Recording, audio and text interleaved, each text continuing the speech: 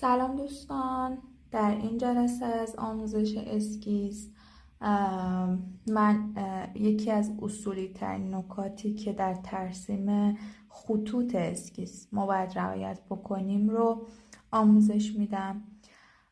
خب ببینید خط اسکیز چه نوع خطی هستش. یکی از ویژگی هاش این هست که انحنا نداشته باشه، یعنی شما وقتی ترسیم میکنید به صورت در واقع مستقیم باشه. و چند نمونه از خطوط اسکیز رو توی در واقع اسکیز هایی که زده شده من براتون شیر میکنم که ببینید. خب دیدید که حتی معماران بزرگ و یا کسایی که در واقع کارشون اسکچ هستش به چه شکل خطوط رو توی کارشون استفاده میکنن. ما هیچ گونه خط منحنی رو توی کارها نمیبینیم و نقطه شروع و پایان داره تمامی خطوط و در واقع خط وسط توی در واقع ترسیم خط اسکچی چون سریع ترسیم میشه اصولا نسبت به ابتدا و انتها ضخامتش کمتر هستش. خب حالا ما چه تمرین هایی رو انجام بدیم برای اینکه به یک همچین خطی برسیم توی ترسیم هامون که جنس خط خیلی مهم هستش توی ترسیم. ببینید نوع ترسیم خط ارتباط مستقیمی داره با فیزیک دست شما.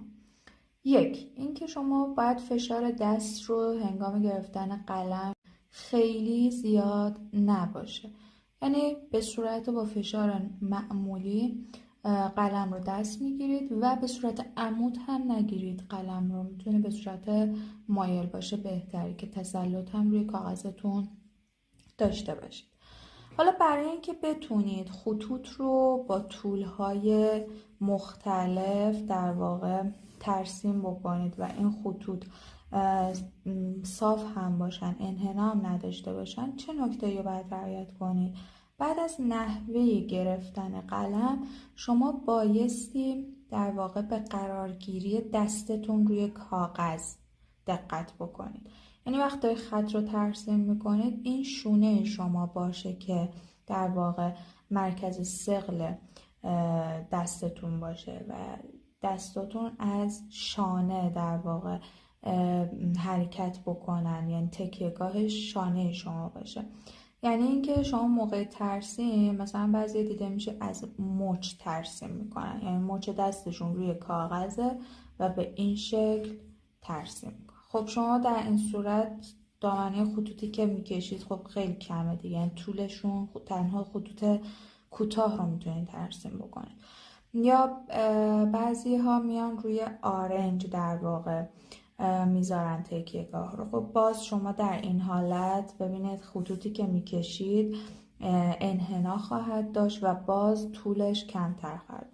ولی وقتی که شما در واقع شانه رو تکیهگاه قرار میدید میتونید خطوط با طول بیشتری رو ترسیم بکنید و به صورت مستقیم هم باشه.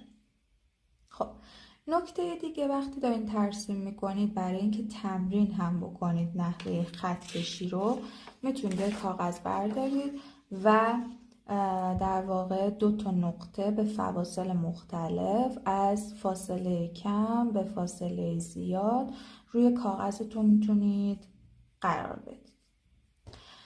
از نقطه شروع به نقطه پایان یک خط میکشید.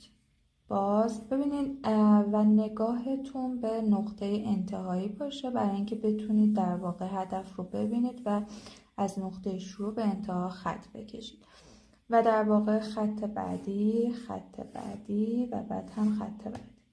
نکته‌ای که وجود داره وقتی خطوط رو میکشید میتونید خب از خطکش استفاده کنید و میزان انحنای در واقع خطوطتون رو مشخص بکنید. این نقطه باید به این نقطه برسه.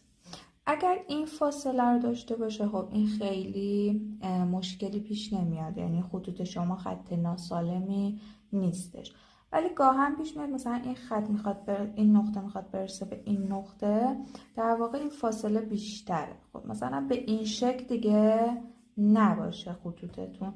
پس ببینید یک تمرین برای کشیدن خط مستقیم قرار دادن نقاط روی کاغذ و وصل کردن ابتدای نقطه به انتهای نقطه هستش.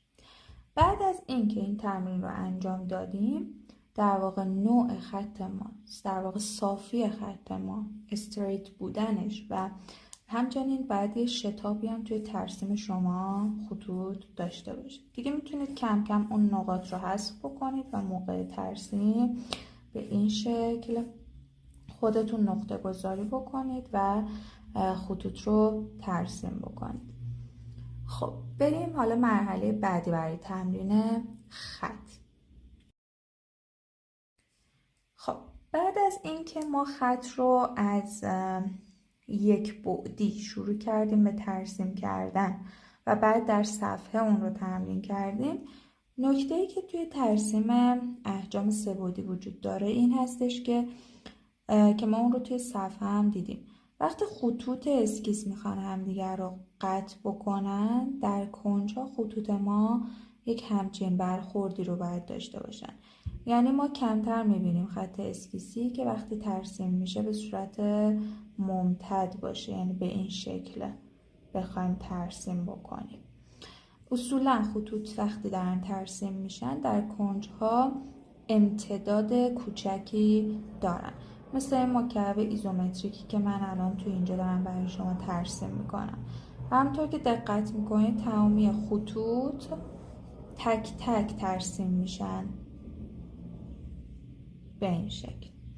این یک مکعب ایزومتریکه. به اتصالات و برخورد خطوط توی این نقاط توجه بکنید و بعد از اینکه مکعب ایزومتریک رو ما کشیدیم، نکته‌ای که برای مکعب ایزومتریک وجود داره این هستش که مکعبی هستش که خطوط با هم موازی هستن و ما سینما رو با هم میبینیم.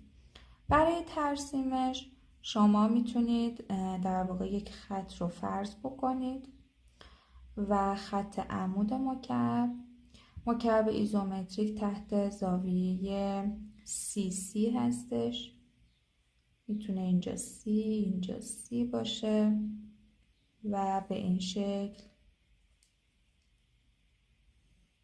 خطوط موازی هم ترسیم میشه. یک روش دیگه برای ترسیمش این هست که شما خب راحت تر هم هست به صورت یک متوازی الاضلاع ببینید خطوط رو و اگر از دید بالا دارید میبینید به سمت پایین عمود میکنید ارتفاع رو و اگر که از پایین دارید میبینید مکعب رو میتونید به سمت بالا در واقع این مکعب رو ارتفاع بدید به این شکل. برای اینکه نشون بدید این دید از پایین و این دید از بالا هست، الان توی پارت قبلی آموزش داده شد که ما از هاشور استفاده میکنیم. برای هاشور زدن هم گفتیم از کنج